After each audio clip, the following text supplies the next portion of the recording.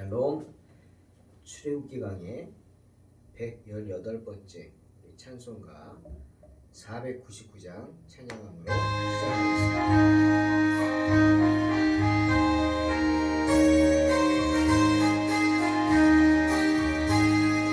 흑암에 사는 백성들을 보라. 수많은 심령 멸망하길래 그들과 갈까 주의 복음 들고 생명을 구원하는 곳으로. 큰 권세 주께 있으니 큰 권세 주께 있으니 너는 가서 주의 복음 전하라. 주가 너 항상 지키리라. 구원의 문은 넓게 열렸으니 십자가 군병 일어나거라. 너희의 힘을 하나로 뭉쳐서 죄악의 쇠사슬을 끊어라. 큰 권세 주께 있으니 큰 권세 주께 있으니 너는 가서 주의 복음 전하라. 주가 너 항상 지키리라. 왜 너는 멸망길을 가려느냐. 주 음성 듣고 응답하여라. 날 구원하려 예수 죽었으니 생명의 참된 복음 전하라. 큰 권세 주께 있으니 큰 권세 주께 있으니 너는 가서 주의 복음 전하라. 주가 너 항상 지키리라. 온전한 만민 승리의 그날에 영광과 찬송 주께 드리네. 속죄함이 너 구원받았으니 기쁘게 할렐루야 부르세. 큰 권세 주께 있으니 큰 권세 주께 있으니 너는 가서 주의 복음 전하라.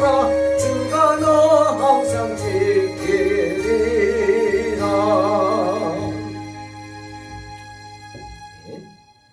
출애굽기 33장 7절로 11절 공독합니다. 모세가 항상 장막을 취하여 진 밖에 쳐서 진과 멀리 떠나게 하고 회막이라 이름하니 여호와를 앙모하는 자는 다 진 바깥 회막으로 나아가며. 모세가 회막으로 나아갈 때에는 백성이 다 일어나 자기 장막 문에 서서 모세가 회막에 들어가기까지 바라보며.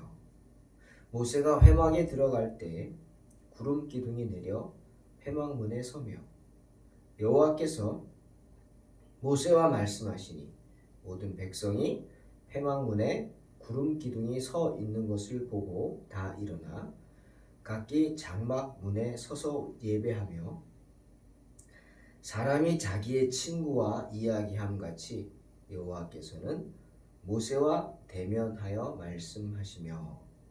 모세는 진으로 돌아오나 눈의 아들 젊은 수종자 여호수아는 회막을 떠나지 아니하니라. 하나님께 선택받은 약속의 백성으로서 이스라엘 백성들에게 있어서 금송아지 사건은 참으로 끔찍한 죄악이었습니다. 그로 인해서 하나님과 이스라엘 백성들 관계는 깨어질 수밖에 없었죠. 멀어졌습니다. 이제 그들은 하나님의 신뢰를 잃어버렸죠. 여러분, 하나님의 신뢰가 깨진 것으로 끝난 게 아닙니다. 죄의 삭은 사망이죠. 이 죄에 그들이 저지른 죄가 잊혀져 버린 게 아닙니다. 지금 하나님이 용서하셨다고 해서 있던 게 없었던 것으로 되어버린 게 아니다라는 겁니다. 우리가 흔히 집행유예라는 말을 하죠. 바로 그것입니다.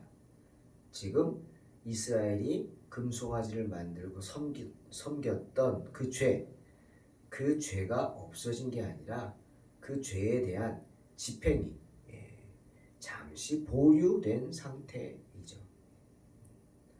하나님이 그들에게 다시 한번 기회를 주셔서 하나님의 은혜로 잠시 그들의 죄가 덮어진 것일 뿐입니다. 하지만 이스라엘 백성들이 금송아지를 만들었던 그 수치스러운 행동으로 인해 그들이 하나님께로부터 받게 된 그 하나님의 진노의 그 표적이 지금 보여집니다. 하나님이 진노하셨다는 그 사인이 지금 보여집니다. 그것이 뭐냐? 바로 하나님의 장막의 위치가 이동이 된다는 겁니다. 금송아지 사건 이후로 하나님의 장막은 이스라엘 진 안에 있는 게 아니라 진 바깥으로 옮겨져야 했습니다. 그리고 이름도 더 이상 하나님의 장막이 아니라 뭐라고요? 회막이다 불려졌습니다.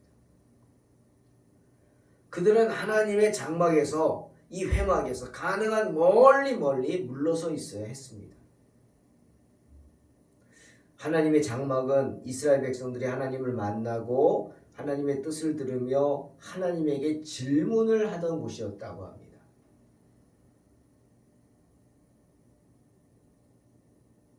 하지만 이제 더 이상 그 장막이 그들 곁에 가까이 있지 못한다.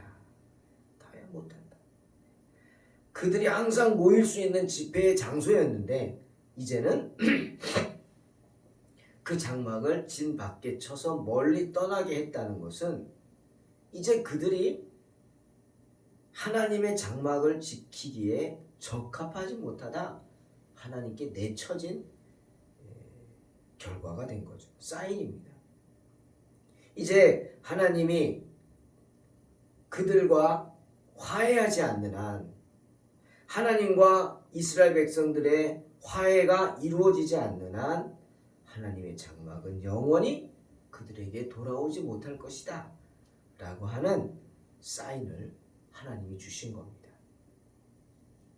그런 하나님의 뜻을 나타내시고자 하나님은 일부러 하나님의 장막을 이스라엘 백성들로부터 멀리 떨어져 치게 하였습니다. 그리고 그 이름을 더 이상 장막, 히브리어로 오헬이었죠. 오헬. 이것은 유대인들이 치는 천막이란 뜻도 있지만 이것은 거룩한 성막이다. 이런 뜻입니다. 오헬. 그 오헬이 이제는 장막이 아니라 오늘 본문의 회막이다. 이 회막은 한 가지 덧붙였죠. 오헬 메헤드. 모헤드 오헬. 모헤드 오헬. 오헬 모헤드. 오헬 모헤드 거꾸로 읽으니까 이것은 성막인데 모헤드, 오헬 모헤드 집회란 뜻이죠. 모헤드가 이제 더 이상 하나님의 장막이 아니라 집회 장소라고 불리게 됐다. 오헬 모헤드. 그러니 이제 그곳은 이스라엘 백성들과 함께 하시는 하나님이 영원히 그들과 거하시겠다고 약속하신 장소가 아니라 그렇게 하나님이 항상 기다리고 계시는 곳이 아니라 이제는 하나님 앞에 나올 수 있는 자격을 갖춘 사람들만 올 수 있는 곳, 그리고 그렇게 자격을 갖춘 사람들이 나와서 금송아지 만드는 사람은 안 되죠.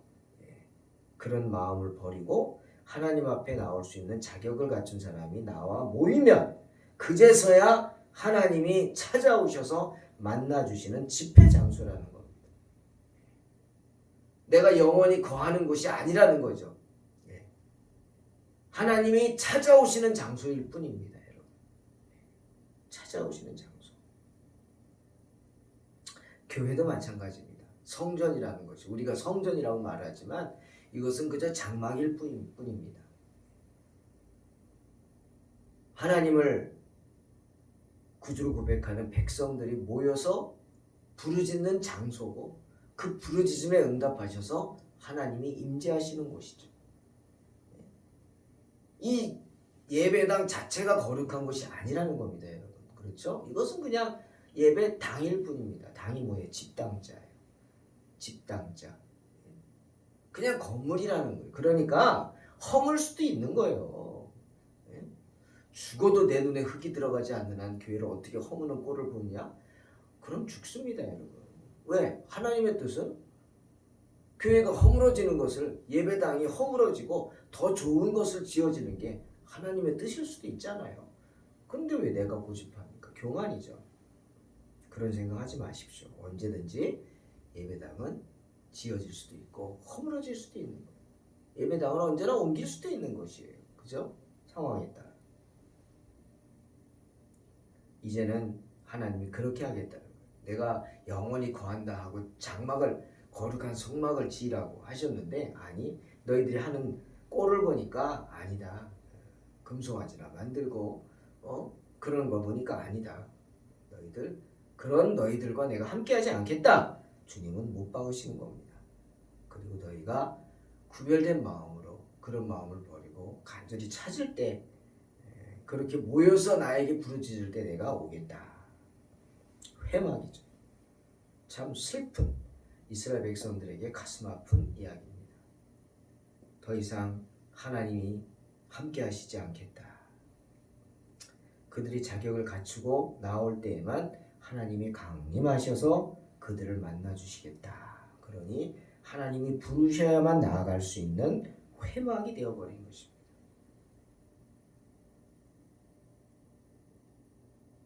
그러니 이제는 하나님께 수치스러운 짓을 한 이스라엘 백성들, 아무 때나 우리 안에 하나님의 장막이 계셔 라고 할 수 없고, 아무 때나 하나님 앞에 나아갈 수도 없고, 하나님 부르셔야 갈 수 있어요. 어떤 사람을 불러요? 우리 5절에 얘기했죠. 너희는 목이 곧은 백성인즉 내가 한순간이라도 너희 가운데 이르면 너희를 진멸하리니 너희는 장신구를 떼어내라. 그리하면 내가 너희에게 어떻게 할 것인지 정하겠다. 말씀하신 처럼 자신에게서 장신구를 떼어내고 하나님 앞에 나아갈 수 있는 경건한 모습을 갖춘 사람, 그런 사람만이 회막으로 나아갈 수 있고, 그렇게 하나님 부르신 사람만이 하나님을 만날 수 있다. 오늘 본문에서 말하지 않습니까? 7절에서 여호와를 앙모하는 자는 다 진 바깥 회막으로 나아갔다. 이 말씀은 은혜죠. 그럼에도 불구하고 하나님이 이스라엘 백성들이 그런 수치스러운 행동을 했음에도 불구하고 하나님은 그들과 화해하고자 하신다라고 하는 사인입니다. 그런 소망을 갖게 하는 말씀이죠. 누구든지 여호와를 앙모하는 자는 그럼에도 불구하고 다 회막 바깥으로, 바깥 회막으로 나아간다.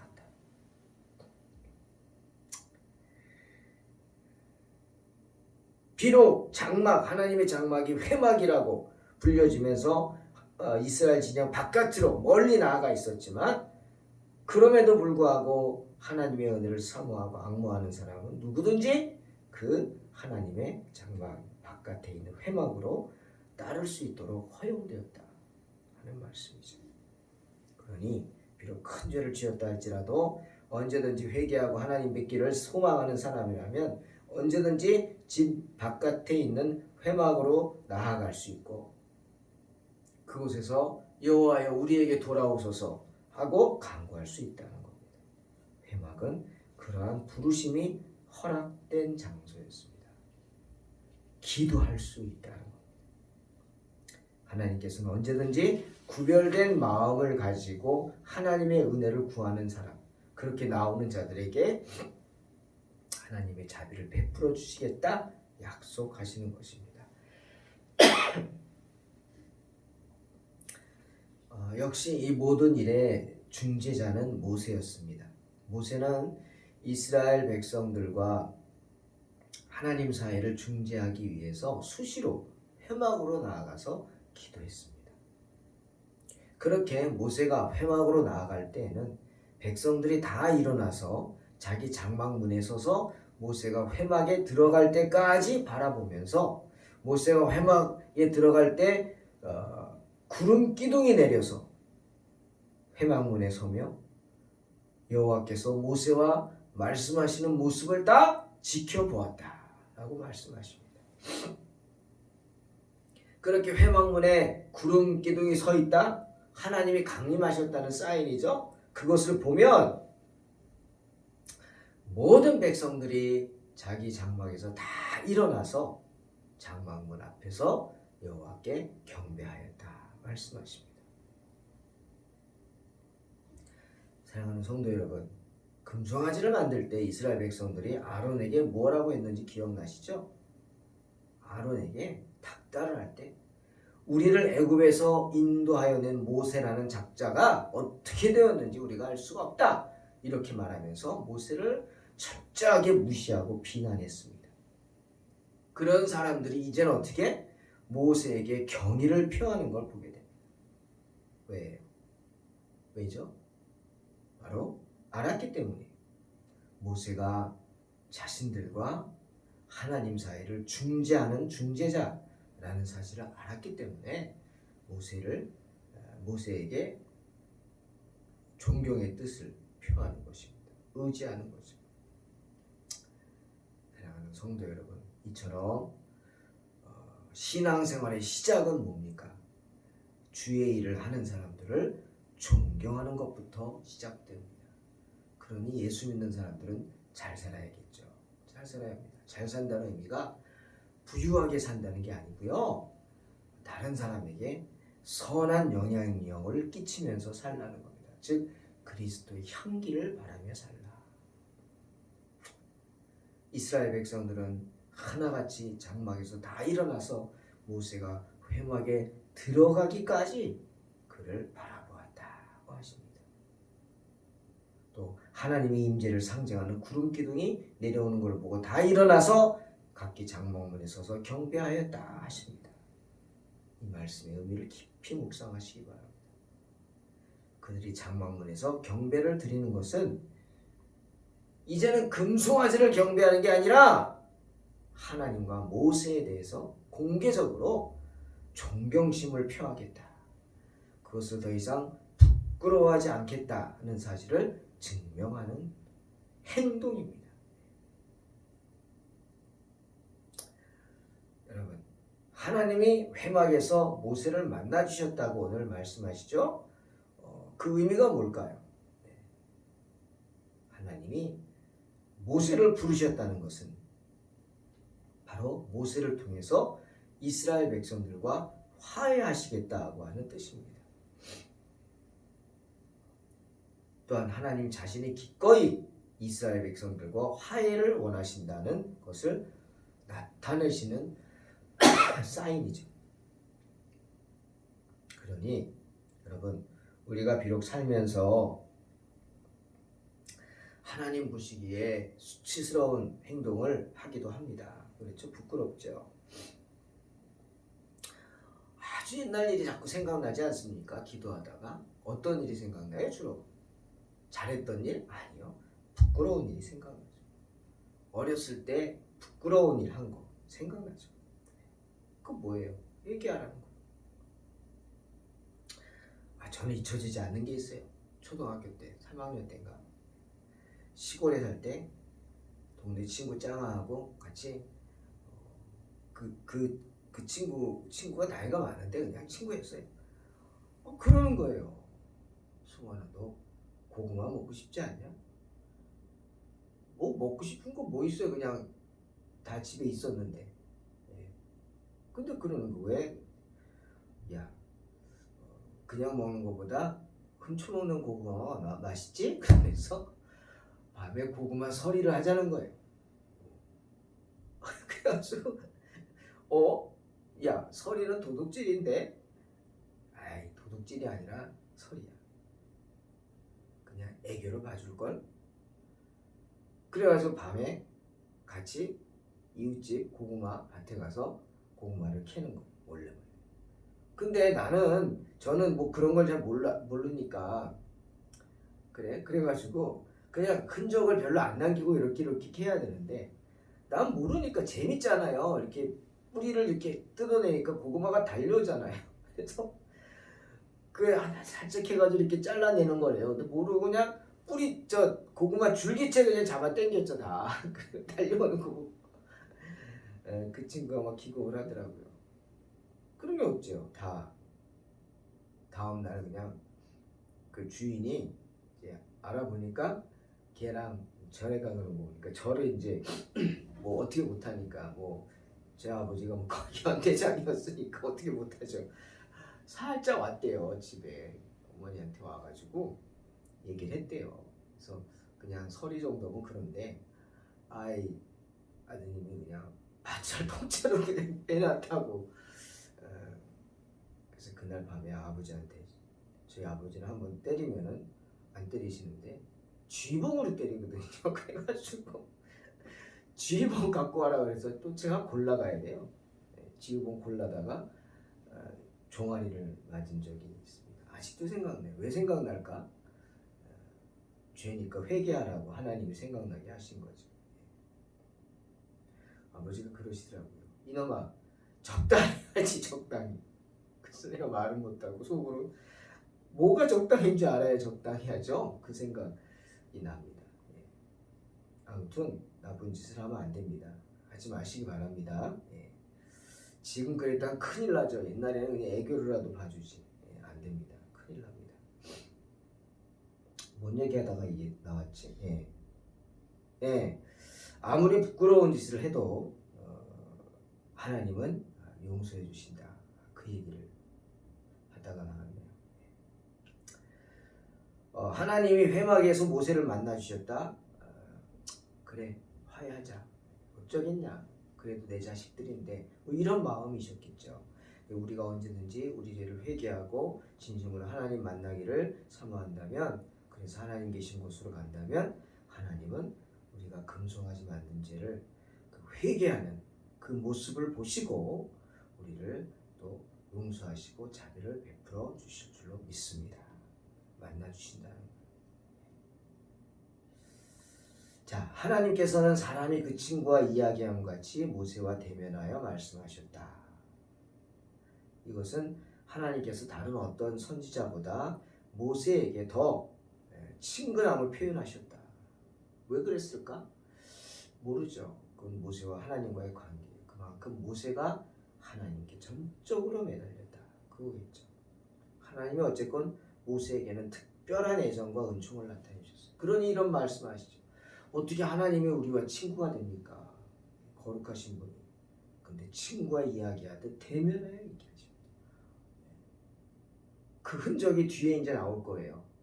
모세 얼굴에서 빛이 나죠.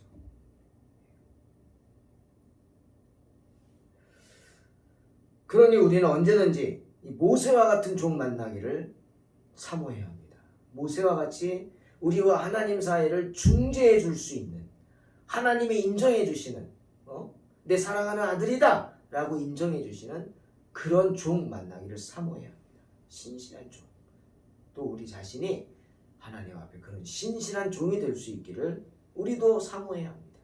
그러기 위해서는 어떻게? 더 경건한 삶을 살아야겠죠. 그렇게 경건한 삶을 사시기를 주의 이름으로 축원합니다. 그런데 저는 개인적으로 참 사모하는 말씀이 후반부에 나옵니다. 11절에 사람이 자기의 친구와 이야기함 같이 여호와께서 모세와 대면하여 말씀하시며, 그 다음 모세는 진으로 돌아오나 눈의 아들 젊은 수종자 여호수아는 회막을 떠나지 아니하니라. 이 말씀이 청년 때 성경을 읽는데 제 가슴을 파고들더라고요. 이 무슨 소리일까? 여러분, 여호수아는 모세의 수종입니다. 그럼 무슨 말이냐? 여기 종이라고 하지만 제자란 말입니다. 수제자, 애제자예요. 뭐 시내산에서 계명을 받는 순간에도 옆을 지킨 건 여호수아였죠? 뿐만 아닙니다. 언제나 여호수아는 모세를 쫓았어요. 원수 아말렉을 진멸하는 그 전쟁의 현장에서도 모세는 여호수아를 앞장세웠죠. 믿으니까. 그리고 여호수아는 그런 모세의 믿음에 위라도 응답이라도 하듯이 맨 앞장서서 목숨 걸고 싸우고, 모세는 그런 여호수아를 위해서 산에 올라가서 손 들고 기도했어요. 참 훌륭한 사람들이죠. 서로 그런 믿음 있는 사람들. 그 여호수아가 보니까 모세가 장막에서 하나님께 기도하는데 하나님이 강림하셔서 친구하고 이야기하는 것 같이 모세하고 대면하여 말씀하시는 거예요. 여호수아가 밖에서 보면서 얼마나 기가 막혔을까요? 예? 얼마나 놀랬을까요? 아니 어떻게 하나님이 저렇게 모세를 친구처럼 대하시나? 기가 막혔을 겁니다. 그런 여호수아가 그 모습을 보고 어떤 마음을 품었겠습니까? 저는 그 생각했어요. 여호수아가 어떤 마음을 품었을까? 자 보세요. 모세가 기도를 마치고 돌아왔어요. 그러나 여호수아는 어떻게? 회막을 떠나지 아니했어요. 왜? 물론 아직까지도 여호와의 영광이 그 안에 가득했기 때문에 자기가 그곳을 지켜야 한다는 책임감이 있었겠죠. 하지만 더 중요한 건 뭐냐? 사모하는 겁니다. 하나님, 저와도 그렇게 만나주세요.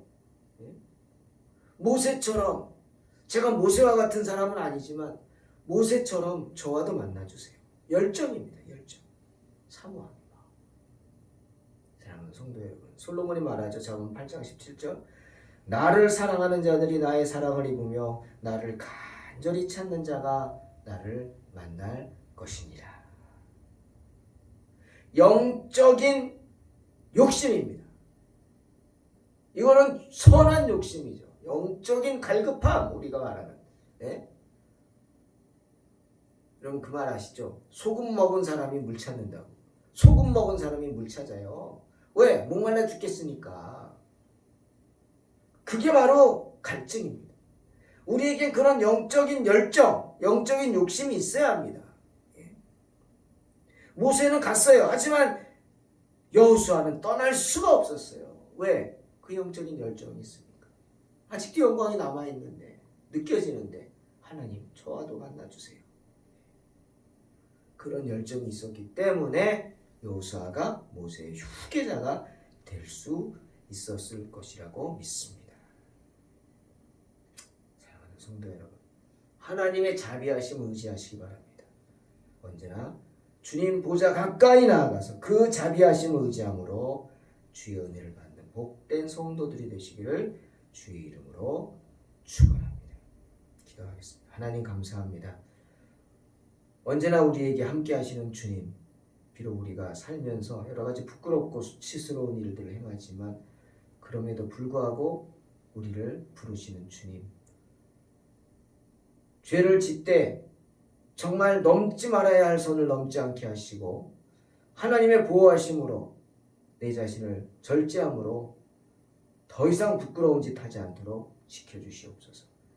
여호수아와 같은 열정을 주셔서 주의 전을 떠나지 아니하고 부르짖음으로 마침내 주님을 만나는 복된 성도들 되게 하여 주시옵소서.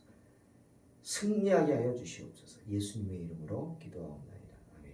믿음으로 승리하시기 바랍니다.